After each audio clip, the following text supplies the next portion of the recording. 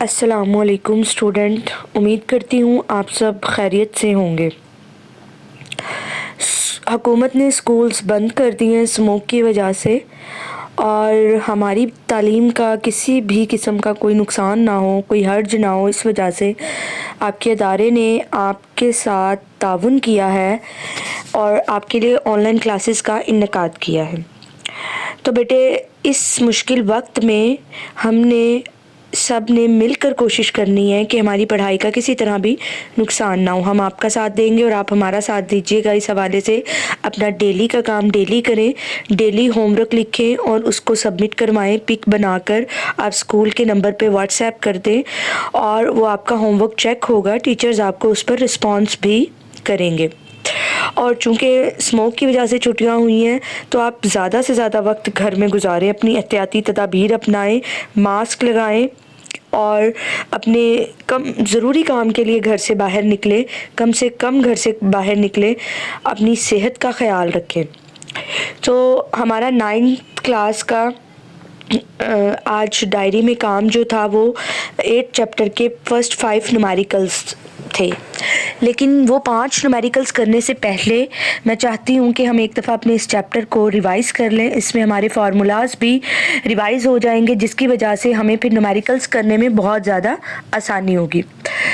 तो आपकी ये वीडियो 2 से 3 पार्ट्स पर मुश्तमिल हो सकती है। तो बेटे, बराए मेहरबानी इस वीडियो को आप ज़रूर एंड तक देखिएगा, तीनों पार्ट्स देखिएगा, ध्यान से सुनिएगा, हर बात को नोट भी कीजिएगा और क्वेश्चंस भी, आंसर्स भी, जो भी आपको बताया जाए उस हवाले से इसको माइंड में रखते हुए आप लोग सब काम कीजिएगा। ठीक है, नीट एंड क्लीन होमवर्क कीजिएगा। चलिए हम अपना स्टार्ट करते हैं चैप्टर। हमारे चैप्टर का नेम है थर्मल प्रॉपर्टीज़ ऑफ मैटर। बेटे, हमने मैटर की थर्मल प्रॉपर्टीज़ को इस चैप्टर में डिस्कस करना है। तो सबसे पहले मैटर की थर्मल प्रॉपर्टीज़ में 2-3 चीज़ें आ जाती हैं। एक तो हीट, दूसरा उसका टेम्परेचर, तीसरी उसकी इंटरनल एनर्जी। ठीक है, हीट और टेम्परेचर में सबसे पहले हम इन 2 चीज़ों को डिस्कस करते हैं।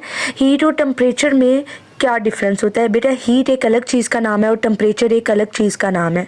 जो टेम्परेचर होता है ये बॉडी की डिग्री को बताता है कि ये बॉडी कितनी हॉट है और ये बॉडी कितनी कोल्ड है। ठीक है, टेम्परेचर ज़रूरी नहीं है कि बॉडी गर्म है तो ही उसका टेम्परेचर है, बॉडी ठंडी भी है तो भी उसका टेम्परेचर मेजर किया जा सकता है। अब हीट क्या होती है? हीट ये होती है कि एक बॉडी जब दूसरी बॉडी के साथ टच हो तो वो आपस में हीट ट्रांसफ़र करें एक बॉडी से दूसरी बॉडी के अंदर, यानी कि टेम्परेचर जो डिफरेंस आ रहा है एक बॉडी का दूसरी बॉडी के साथ, उसको हम हीट का नाम देते हैं। फॉर एग्जांपल, हमने एक रॉड लिया, उसे गर्म करना शुरू किया। अगर हमने हाथ से रॉड पकड़ा हुआ है, एक साइड से रॉड पकड़ा हुआ है, हम देखेंगे थोड़ी देर के बाद दूसरी साइड से गर्म कर रहे हैं तो थोड़ी देर के बाद जिधर से रॉड पकड़ा हुआ है वो भी गर्म होना शुरू हो जाएगा। तो ये हीट ट्रांसफ़र हो रही है, टेम्परेचर चेंज हो रहा है, तो इसको फिर हम हीट का नाम देते हैं। नेक्स्ट जो हमारे पास आ जाती है इंटरनल एनर्जी। ये भी हमारे पास थर्मल प्रॉपर्टी है। इंटरनल एनर्जी में हमारे पास मॉलिक्यूल्स की वो एनर्जी आ जाती है जिसकी वजह, फॉर एग्जांपल आप देखें, आपको पता है एटम्स हैं, वाइब्रेट कर रही हैं, मैटर्स के अंदर इलेक्ट्रॉन, प्रोटॉन, न्यूट्रॉन्स होते हैं, इलेक्ट्रॉन रिवॉल्व्स कर रहे हैं। जब हम उन्हें हीट देते हैं या टेम्परेचर उनका चेंज होता है तो उनकी स्पीड भी कम या ज़्यादा होती है, उनके पास काइनेटिक एनर्जी आ जाती है, उनकी नंबर ऑफ़ वाइब्रेशंस बढ़ जाती हैं, जिसकी वजह से उनका टेम्परेचर भी इंक्रीज़ हो जाता है और उनकी इंटरनल एनर्जी भी कम या ज़्यादा होती है। यानी कि काइनेटिक एनर्जी के साथ उसकी एनर्जी का ताल्लुक़ होता है। अच्छा जी, इंटरनल एनर्जी का ताल्लुक़ होता है। अगला टॉपिक हमारा थर्मामीटर है। बेटा, थर्मामीटर वो इंस्ट्रूमेंट है जिसके अंदर हम किसी भी चीज़ का टेम्परेचर मालूम कर सकते हैं, यानी कि बॉडी का टेम्परेचर हो गया, किसी फ्लास्क का टेम्परेचर हो गया। ठीक है, हम मालूम, इसकी कुछ प्रॉपर्टीज़ हैं कि ये विजिबल होना चाहिए, इसके अंदर थर्मल एक्सपेंशन यूनिफॉर्म, यानी कि इसके अंदर जो मटेरियल फिल होता है, एक तो वो बहुत अहमियत का हामिल है कि वो बड़ा ख़ास मटेरियल होता है जिसे मरकरी कहते हैं, उसके पास ये सारी प्रॉपर्टीज़ हों कि वो बहुत जल्दी से बॉयल ना हो जाता हो, वो बहुत जल्दी से मेल्ट ना हो जाता हो। ठीक है, उसका high boiling point, high freezing point, low freezing point हो, सॉरी, और गुड कंडक्टर ऑफ हीट हो, यानी कि ये ना हो कि हम थोड़ा सा टेम्परेचर बढ़ाएं और थर्मामीटर, मरकरी फट जाए थर्मामीटर के अंदर और हमारा थर्मामीटर तो फिर किसी काम का ना रहा। तो इस तरीके से फिर होना चाहिए, थर्मामीटर में ये आ जाता है। उसके बाद बेटे हमारे पास 3 तरह के स्केल्स आते हैं जिसके अंदर हम टेम्परेचर को मेजर करते हैं। सेल्सियस स्केल, फ़ारेनहाइट स्केल और केल्विन स्केल है। सेल्सियस स्केल और फ़ारेनहाइट स्केल के लिए जब हमने सेल्सियस से केल्विन में जाना होता है तो अब देखिए ये हमारे पास जो यहाँ पर केल्विन से सेल्सियस में जाने का तरीका ये है कि हम इसके अंदर 273 को ऐड कर दें, और अगर हमने जब वापस सेल्सियस में आना है तो उसमें से फिर हम उसको 273 को माइनस कर देंगे। एक ये फार्मूला आ गया। आपका जो फर्स्ट न्यूमेरिकल है वो इसके ऊपर भी इसी फार्मूले के ऊपर है। अच्छा, दूसरा न्यूमेरिकल ये आता है कि फ़ारेनहाइट को सेल्सियस को फ़ारेनहाइट में चेंज करना। अब बेटे उसके लिए आप लोगों के पास जो है वो ये वाला फार्मूला आ जाता है। इसमें हमने फ़ारेनहाइट मालूम करना है, सेल्सियस गिवन है, सी की जगह सेल्सियस की वैल्यू लगाएंगे, उसमें 32 ऐड और 1.8 को उससे मल्टीप्लाई करेंगे, हमारा आंसर आ जाएगा। अच्छा बेटे जी, नेक्स्ट जो हमारे पास आ जाता है फार्मूला, हम फ़ारेनहाइट से सेल्सियस में भी जा सकते हैं। वो आप इस तरीके से जाएंगे कि आप यहाँ पर हमारे पास ये एक फार्मूला दिया गया है, छोटा सा एग्जांपल्स में इसको अच्छे तरीके से याद करेंगे। फ़ारेनहाइट की वैल्यू लगाएंगे और फ़ारेनहाइट में से 32 को माइनस करेंगे, 1.8 दूसरी साइड पर आकर डिवाइड होगा और हमारे पास सी आ जाएगा। अच्छा जी, अगला जो हमारा टॉपिक है वो है जी क्या, specific heat capacity. Specific heat capacity किसी भी सब्सटेंस की वो अमाउंट ऑफ हीट होती है जो अपना टेम्परेचर यानी कि 1 केल्विन टेम्परेचर बढ़ाने के लिए उसे रिक्वायर्ड होती है, और ये हीट जो होती है ये वो 1 kg बॉडी के अंदर भी बढ़ा सकता है। ठीक है, यहाँ पर उन्होंने बेसिकली जो डिफाइन दी गई है वो इसी में दी है कि 1 kg टेम्परेचर बॉडी में इंक्रीज हो तो स्पेसिफिक हीट कैपेसिटी उसकी ये होगी C is equal delta Q over M delta T। बेटे यहाँ पर डेल्टा Q हीट को रिप्रेजेंट कर रहा है, C यहाँ पर स्पेसिफिक हीट कैपेसिटी का कांस्टेंट है, और यहाँ पर इन्होंने फर्स्ट पैराग्राफ में जो बताया हुआ है बेटे वो इन लोगों ने ये स्पेसिफिक हीट वैल्यू वाटर की बताई हुई है और सॉइल की बताई हुई है। अच्छा बेटे, इसमें होता क्या है, अब देखिए हमारी जो पानी और सॉइल है ये भी हीट अब्जॉर्ब करने की कितनी कैपेसिटी है वो यहाँ पर बताई हुई है। अगर ज़मीन और पानी अगर इतनी ज़्यादा हीट अब्जॉर्ब ना करे तो रातें इतनी ज़्यादा ठंडी हो जाए कि हम अकड़ कर मर जाएं और दिन इतने ज़्यादा गर्म हो जाए कि हम जल कर मर जाए। टेम्परेचर मेंटेन करने में जो ये वाटर की स्पेसिफिक हीट कैपेसिटी है ना, बहुत अहम किरदार अदा करती है। अगला आ जाता है ये हीट कैपेसिटी हमारे पास यही आती है कि amount of heat with respect to time लगा लें आप, विद रिस्पेक्ट टू टेम्परेचर लगा लें तो उसमें यही आता है, इसमें delta Q over delta T लिया जाता है। फ़र्क सिर्फ इतना भी, स्टेट ऑफ चेंज पानी का बर्फ़ में, बर्फ़ से पानी में और फिर उसका भाप में बदलना और वापस भाप से पानी में बदलने का प्रोसेस स्टेट ऑफ चेंज कहलाता है। उसके बाद आ जाता है latent heat of fusion. Latent heat of fusion क्या होता है, बहुत इंपॉर्टेंट डिफाइन है, बहुत इंपॉर्टेंट फार्मूला है बेटे, ये 2 मार्क्स के शॉर्ट क्वेश्चन में पूछ ली जाती है। अब देखिए ये वो हीट ऑफ एनर्जी है जिसके अंदर कोई भी मैस अपनी सॉलिड से लिक्विड स्टेट में आता है। ठीक हो गया, यानी कि इसमें जो फ्यूजन का मतलब है ना उसका मतलब मेल्ट होना है। ठीक है, और यहाँ पर हम HF से उसको रिप्रेजेंट कर रहे होते हैं। ये यहाँ पर HF is equal delta Q over delta M आ जाता है। अच्छा बेटे, उसके बाद हमारे पास अगला हीट ऑफ वेपराइजेशन है। अगला टॉपिक हीट ऑफ वेपराइजेशन के अंदर हमारे पास ये चीज़ आ जाती है कि हमने यहाँ पर बॉडी का, अब वो लिक्विड बन गया, पहले सॉलिड था लिक्विड बना, लिक्विड से अब वेपर राइज कितनी देर में होता है ये चीज़ देखने के लिए हमने फिर इसका इस फार्मूले के ज़रिए हम देखेंगे और उसको फिर हम लेटेंट हीट ऑफ वेपराइजेशन कहते हैं। ठीक है, लेकिन इन दोनों कंडीशंस में ज़रूरी है कि बेटा टेम्परेचर ना चेंज हो। अब आप लोग कहेंगे टेम्परेचर कैसे ना चेंज हो, चीज़ वेपराइज भी हो रही है बट टेम्परेचर, अब देखिए पानी को हम रूम टेम्परेचर पर रखते हैं 27 डिग्री, हमने टेम्परेचर चेंज नहीं किया पानी का। आप 2 दिन बाद, 3 दिन बाद, 4 दिन बाद, जितने भी दिन उसको लगेंगे वो आप देखेंगे कि वो पानी सारा वेपराइज हो गया, सारा का सारा पानी उड़ चुका है। तो हमने तो टेम्परेचर चेंज नहीं किया लेकिन फिर भी वेपराइजेशन हो गई है, तो इस चीज़ को हम लेटेंट हीट ऑफ वेपराइजेशन का नाम देते हैं। और बर्फ़ को भी आप रूम टेम्परेचर पर रखेंगे, एक वक्त के बाद सारी बर्फ़ मेल्ट हो चुकी होगी।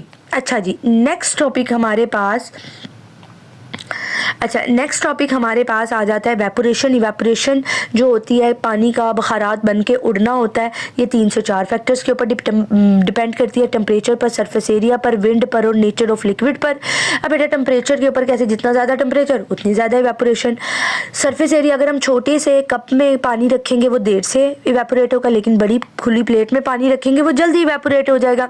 अगर हवा तेज़ चल रही है पानी जल्दी इवेपोरेट होगा, अगर हवा कम चल रही है पानी कम इवेपोरेट होगा। नेचर ऑफ लिक्विड, अगर आपने सिपरेट इस्तेमाल किया है तो सिपरेट आपके पास जल्दी इवेपोरेट हो जाएगा, लेकिन अगर आपने उसकी जगह पानी इस्तेमाल किया तो पानी टाइम लगाएगा। तो ये जो चीज़ें हैं ये भी मैटर करती हैं, लिक्विड की नेचर भी। अच्छा बेटे जी, नेक्स्ट हमारे पास लीनियर थर्मल एक्सपेंशन आ जाए। एक्सपेंशन क्या होता है? एक्सपेंशन होता है फैलना, थर्म होता है हीट के ज़रिए। अब हम किसी चीज़ को हीट दे रहे हैं, अब कोई भी चीज़ है उसके पास लेंथ भी होती है, उसके पास विड्थ भी होती है, उसके पास हाइट भी होती है। अब हमने उसे हीट दी, सपोज करें उसकी सिर्फ हाइट बढ़ी है या सिर्फ उसकी लेंथ बढ़ी है या सिर्फ उसकी विड्थ बढ़ी है, तो हम ये कहेंगे कि उसके अंदर लीनियर थर्मल एक्सपेंशन हुआ है, उसकी एक डायमेंशन बढ़ी है, उसकी तीनों चीज़ों में कोई फ़र्क नहीं आया। ये उसका सारा मैथमेटिकल यहाँ पर बताया हुआ है, ये मैंने आपको ऑलरेडी क्लास में करवाया भी था, तो इसकी तरफ मैं नहीं जाऊँगी। नेक्स्ट हमारे पास जो टॉपिक है वो आ जाता है volume thermal expansion. Linear thermal expansion में सिर्फ एक डायमेंशन बढ़ रही थी, वॉल्यूम थर्मल एक्सपेंशन में हमारे पास तीनों डायमेंशन बढ़ जाएंगी, लेंथ भी बढ़ेगी, विड्थ भी और हाइट भी, और इस वजह से इसको हम वॉल्यूम का नाम देंगे, क्योंकि वॉल्यूम हमारे पास length multiply width multiply height होता है, और ये फिर हमारे पास वॉल्यूम थर्मल एक्सपेंशन होगी। और यहाँ पर आपको बताया एक बात कि जो वॉल्यूम थर्मल एक्सपेंशन का जो कांस्टेंट है वो बीटा है, और लीनियर थर्मल एक्सपेंशन का कांस्टेंट जो है अल्फा है। चूँकि उसकी 3 डायमेंशन इंक्रीज होती हैं तो इसीलिए बीटा जो है 3 गुना अल्फा से हमें ज़्यादा मिलता है। अच्छा जी, उसके बाद आ जाता है हमारे पास कंस्टिट्यूएंसीज ऑफ थर्मल एक्सपेंशन। अब ये रेल की पटरी जब बनाई जाती है, इनके दरमियान थोड़े से गैप्स रखे जाते हैं। क्यों रखे जाते हैं? कि सर्दियों में और गर्मियों में जब ये सिकुड़े या फिर ये फैलें तो किसी किस्म की मुश्किल का सामना ना हो, पटरियाँ टेढ़ी ना हो, ख़राब ना हो जाए, क्योंकि फैलने से फिर उन्हें आगे जगह मिलनी चाहिए, जगह होनी चाहिए जहाँ पर वो फैल रही हैं। उसके अलावा वो कहती हैं कि हॉट मेटल्स को जब हम किसी चीज़ के अंदर, अब यहाँ पर इन्होंने एग्जाम्पल्स भी दी हुई हैं कि अगर हम हॉट नट किसी भी चीज़ के अंदर बंद कर देते हैं और वो जब वो ठंडे होते हैं, ठंडे होकर वो फैल जाते हैं, तो वो ख़राब क्या नाम नहीं होती। एक तो उसकी साख्त ख़राब नहीं होती, दूसरा ये होता है कि बहुत पायदार काम वो बन जाता है। अच्छा जी, नेक्स्ट हमारे पास थर्मल एक्सपेंशन ऑफ लिक्विड है। यहाँ पर बाई मेटल स्ट्रिप है। बाई मेटल स्ट्रिप ये हमें 2 तरह की स्ट्रिप्स के ऊपर कंसिस्ट होती है, ब्रास पर और आयरन पर होती है। तो इसमें ये होता है कि एक को हीट करने पर एक फैल जाती है और दूसरी वैसे की वैसी स्ट्रेट रहती है। तो इसका यूज़ हमारे पास बहुत सारी जगहों पर होता है। ये 2 मार्क्स के शॉर्ट क्वेश्चन में आपसे पूछा जाता है बाई मेटल स्ट्रिप के यूजेस में, जिसमें थर्मोस्टेट्स में इसका इस्तेमाल सबसे ज़्यादा देखने को हमें मिलता है। उसके बाद थर्मल एक्सपेंशन ऑफ सॉलिड्स है, ये एक छोटी सी एक्टिविटी थी, तो ये बताने के लिए नहीं है। नेक्स्ट हम अपने न्यूमेरिकल्स की तरफ आते हैं, वो फिर अगले पार्ट में मैं आपको बताती हूँ। ये हमारा अगला पार्ट है, इसके अंदर अब हम न्यूमेरिकल्स को देखते हैं, और पहले 5 न्यूमेरिकल आपकी आज की डायरी में शामिल हैं कि आपने प्रैक्टिस भी करने हैं और 2 टाइम्स एच वर्क में राइट भी करने हैं। तो फर्स्ट न्यूमेरिकल है, temperature of water in a baker is 50 degree centigrade and what is the value in Fahrenheit scale. हमने फ़ारेनहाइट स्केल में सिंपल इसकी वैल्यू बतानी है। मैंने आपको बताया टेम्परेचर उन्होंने 50 डिग्री सी यानी कि सेल्सियस में उन्होंने हमें गिवन किया हुआ है, और हमने फ़ारेनहाइट यानी कि एफ़ में वैल्यू निकाल ली है। अभी थोड़ी देर पहले ही आपको रिवाइज़ करवाया formula F is equal 1.8 C + 32। सिर्फ यहाँ पर C की वैल्यू लगाएं, आपके पास आंसर आ जाएगा। अच्छा जी, अगला न्यूमेरिकल देखते हैं।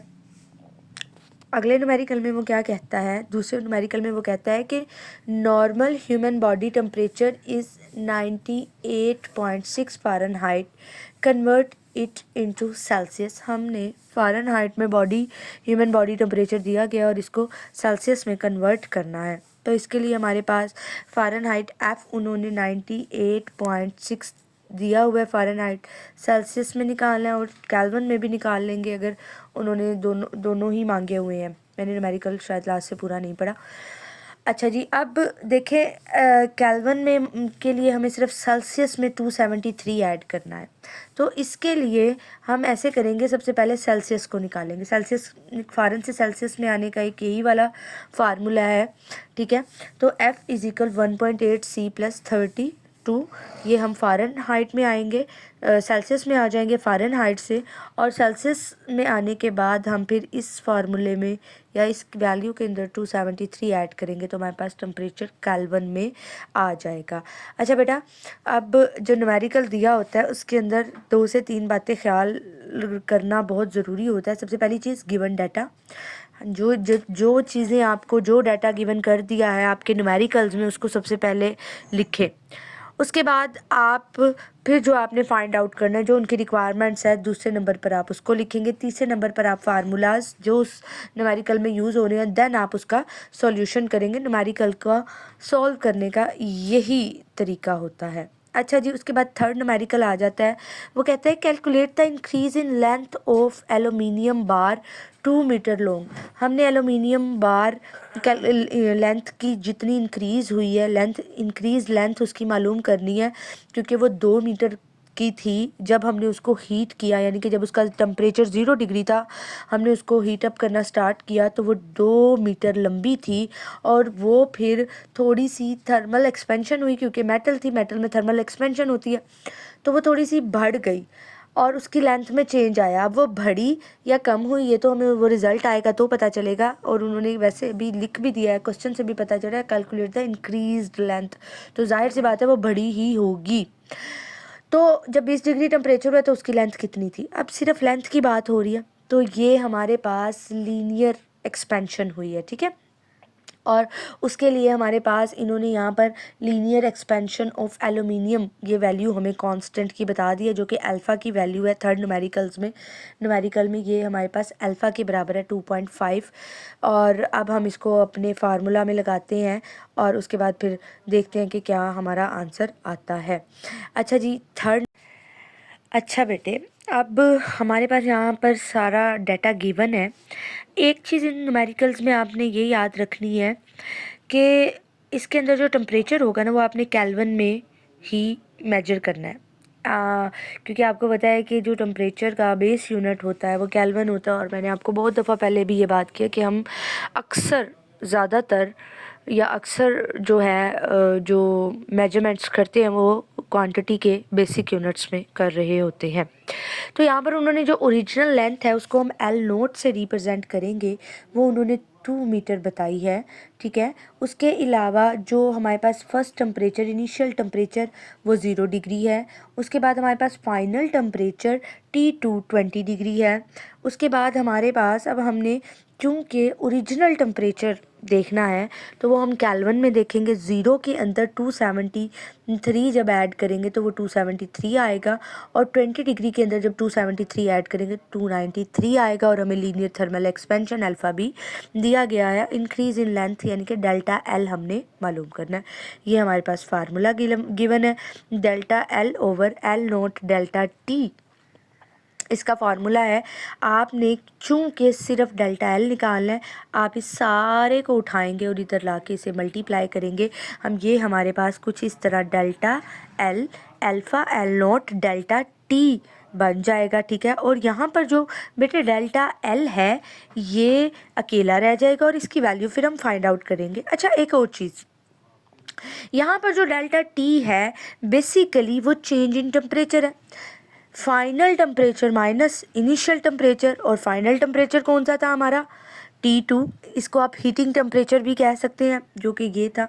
और ओरिजिनल टेम्परेचर T1, तो T2 माइनस T1 करेंगे तो ये हमारे पास डेल्टा T के इक्वल होगा। तो आप यहाँ पर 293 माइनस 273 केल्विन करें और वो फिर 20 डिग्री बनेगा, और 5 मल्टीप्लाई 10⁻⁻5 से, चूँकि हमने 2.5 को 2 से मल्टीप्लाई किया, 2 मीटर उसकी लेंथ थी, 2.5 उसका कांस्टेंट था, लीनियर कांस्टेंट, मल्टीप्लाई किया 5 आया, उसको फिर 20 से मल्टीप्लाई करेंगे। इस तरीके से हमारे पास ये वैल्यू आ जाएगी किसकी? चेंज इन लेंथ की। अच्छा बेटा जी, अब इसके बाद हमारा फोर्थ न्यूमेरिकल है कि उसके अंदर हमने क्या मालूम करना है, उसके अंदर हमने वॉल्यूम मालूम करना है। मैं इसकी स्टेटमेंट आपको वैसे ही बता देती हूँ कि उन्होंने एक चीज़ ली है, उसका वॉल्यूम बताया हुआ है 1.2 है, और उसको जब गर्म करना स्टार्ट किया, उसका जब टेम्परेचर स्टार्टिंग टेम्परेचर 15 था, चूँकि हमने टेम्परेचर को केल्विन में लेकर आए तो इसलिए दैट्स वाई उसके अंदर 273 ऐड कर दिया।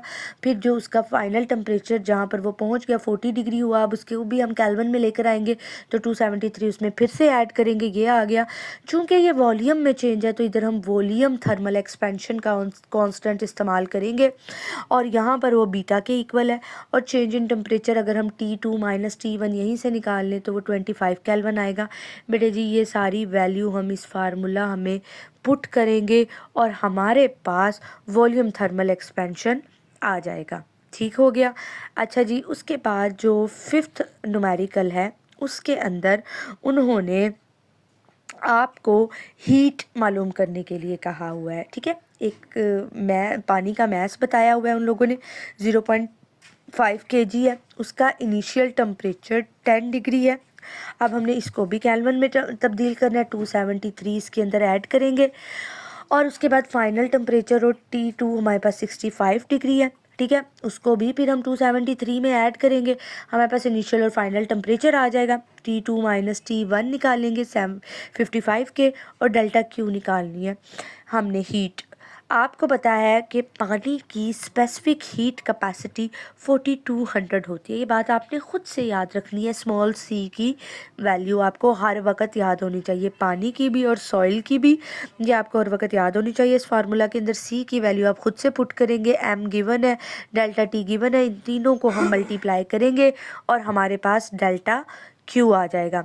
अच्छा जी बेटा जी, ये था आप लोगों का आज का सारा लेक्चर। होप आप लोगों को समझ आया होगा। अगर नहीं समझ आया, इन्हीं वीडियोस को आप दोबारा रीप्ले करके देख सकते हैं। अगर फिर भी किसी चीज़ में कोई इशू हो, आप नीचे कमेंट्स भी कर सकते हैं, और आप व्हाट्सएप पर भी मैसेज करके आप टीचर से पूछ सकते हैं। आपने इनकी प्रैक्टिस करनी है, ये लिखकर इस काम की पिक्चर व्हाट्सएप करनी है KPS के नंबर पर, आपका ये काम चेक होगा, और फिर आपकी अटेंडेंस भी इस तरीके से हमें पता चल जाएगी कि आपने वाकई में ही काम किया है या नहीं किया है। तो अपना ख्याल रखें, खुश रहें, फ़ी अमान अल्लाह।